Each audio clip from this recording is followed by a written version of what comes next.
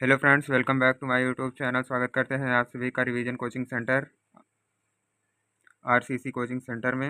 मैं हूं आर्यन सिंह और आज सीयूईटी यूजी 2026 के लिए जीएटी में आने वाले महत्वपूर्ण चैप्टर पर देखेंगे।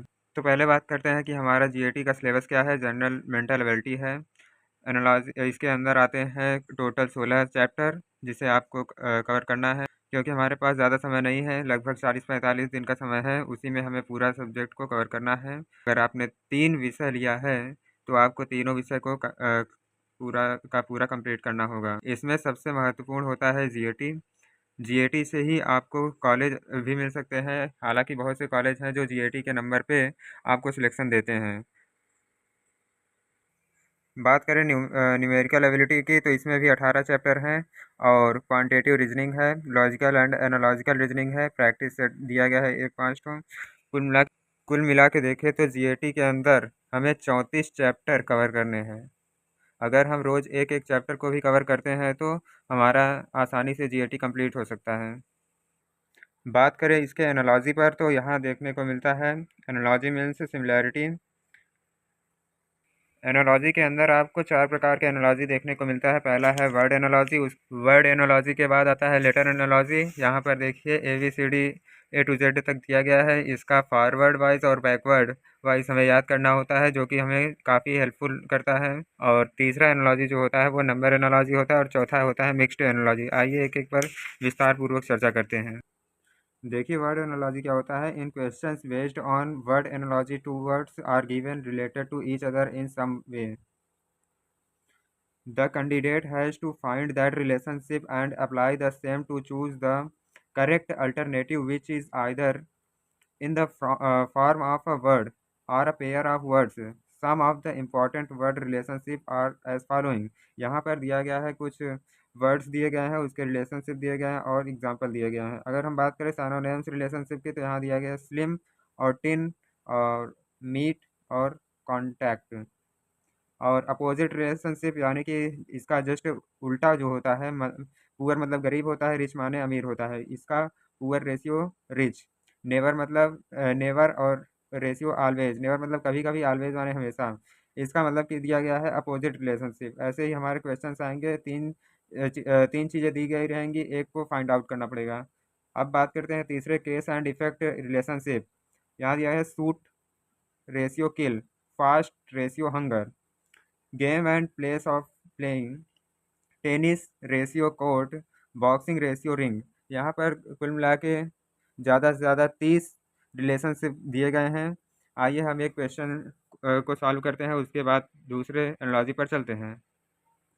यहाँ कहा गया है find out the missing word from the given alternatives which bears the same relationship to the third और fourth word as the first two bear. यहाँ दिया है cattle, hair, double ratio, ship ratio, question mark. अब हमें इसके अनुसार यहाँ search करना पड़ेगा कि यहाँ क्या आएगा। तो यहाँ दिया है फ्लॉक। इसका सॉल्यूशन दिया है here is a group of cattle, similarly flock is a collection of ship. बात करें क्वेश्चन नंबर 2 पर, तो cat is related to mouse in the same way as bird is related to. यहाँ कहा गया है कैट जो है रिलेट करती है माउस से, तो बर्ड किससे रिलेट करेगी, यानी बर्ड जो होती है वो कीट पतंगों से रिलेट करेगी, यानी यहाँ वार्म हो जाएगा हमारा करेक्ट ऑप्शन। बात करते हैं तीसरा क्वेश्चन दिया गया है find the pair similar to arrow bow from the following. यहाँ पे जो सी वाला ऑप्शन होगा वो सही हो जाएगा। Bullet ratio rifle, as arrow is released with the help of bow. Similarly, a bullet is released with the help of rifle। अगर यहाँ तक आपको चीज़ें समझ में आ रही हैं तो आरसीसी कोचिंग सेंटर को सब्सक्राइब कीजिए।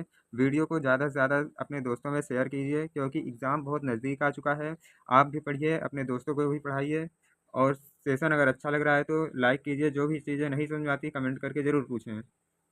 बात करें यहाँ दूसरे पर, तो दूसरा दिया है लेटर एनालॉजी। इन लेटर और alphabet analogy both of question and answers pair consist of letters or alphabet. The candidate has to examine the question pair and find the relationship on the basis of which either a group of letters or a pair of group of letters is to we find out. To solve this question, the candidate has to remember the potential positional values of letters in English alphabet words. यहाँ दिया गया है ए to Z तक आपका ABCD दिया गया है। अब ए कौन से नंबर पे आता है, फॉरवर्ड वाइज में देखें तो ए पहले नंबर पे आता है, बी दूसरे नंबर पे आता है, सी तीसरे नंबर पे आता है, फोर जो है, डी जो है चौथे नंबर पे आता है, ई जो है 5 नंबर पे आता है। तो इसे आपको याद करना पड़ेगा। और अगर इसका बैकवर्ड वाइज देखें तो ए 26 नंबर पे आता है। अगर आपको एक तरफ से याद हो जाता है तो दूसरे तरफ से आसानी से याद हो जाएगा। बात करें इसके क्वेश्चन पे तो दिया गया है complete the second pair in the same way as first pair. कह रहा है कि दूसरे भी पेयर को कंप्लीट कीजिए जैसे कि पहले पेयर को कंप्लीट किया गया है। यहाँ दिया है CD ratio, GH double ratio, LM ratio question mark. अगर हम इस पे ध्यान से देखें तो सी के बाद डी आ रहा है यानी +1 किया गया है, और जी के बाद एच आ रहा है यानी +1 किया गया है। इसी तरह से यल के बाद यम आ रहा है यानी +1 किया गया है। अगर हम इन सभी में से देखें तो ए बी यानी ए के बाद +1 किया गया है यानी ए बी, ये हमारा राइट आंसर हो जाएगा। बात करते हैं इसके दूसरे एग्जाम्पल पे तो दिया गया है choose the pair from the given alternatives which is similar to the given pair BCDEFG double ratio question mark. यहाँ दो दो चीज़ें पूछ ली गई हैं, तो हम ज़्यादा समय न गवाते हुए इसके आंसर पे आते हैं। एज BCD यानी +3 +3 +3 अगर करें तो EFG आता है, यानी इसका जो इसके साथ रेशियो बन रहा है वो +3 का रेशियो बन रहा है। इसी तरह से अगर यहाँ देखें LMN का OPQ का देखें तो यहाँ भी +3 का रेशियो बन रहा है। तो हमारा ये यहाँ जो होगा ये राइट आंसर हो जाएगा।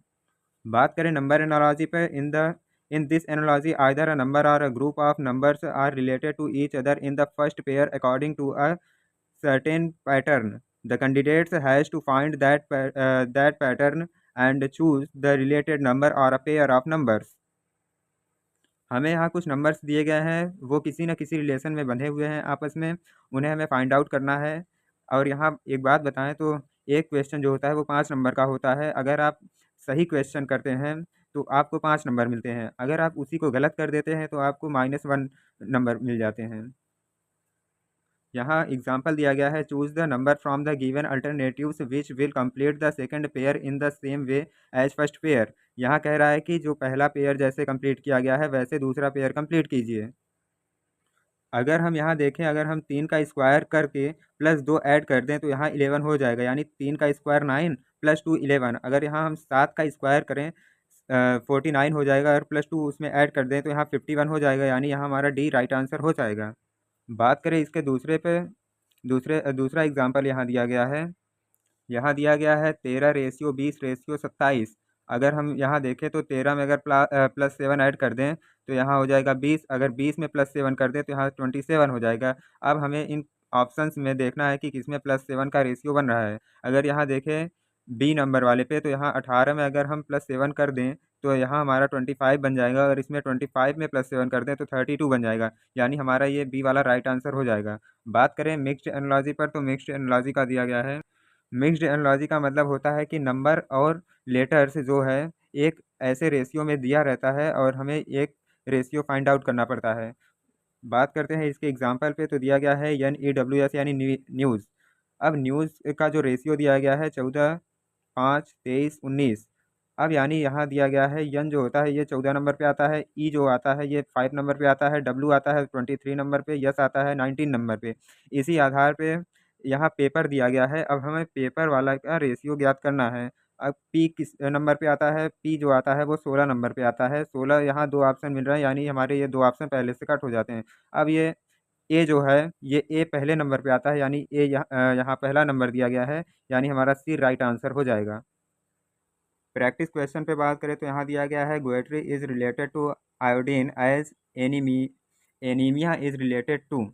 अब पूछ रहा है एनीमिया का रिलेशन किसके साथ बनेगा, तो यहाँ देखें आयरन दिया गया है, यानी एनीमिया का रिलेशन जो होगा वो आयरन के साथ बनेगा। इसी तरह से इसमें टोटल 55 क्वेश्चंस दिए गए हैं, उनका सॉल्यूशन आपको चैनल पर पूरा अपलोड कर दिया जाएगा। तब तक के लिए मिलते हैं आपसे नेक्स्ट वीडियो में। और चैनल को सब्सक्राइब कीजिए, लाइक कीजिए, सेशन को शेयर कीजिए। जो भी नहीं समझ में आती चीज़ें उन्हें कमेंट कीजिए, आपका हर क्वेश्चन का आंसर दिया जाएगा। Thank you for watching this video. जय हिंद, जय भारत।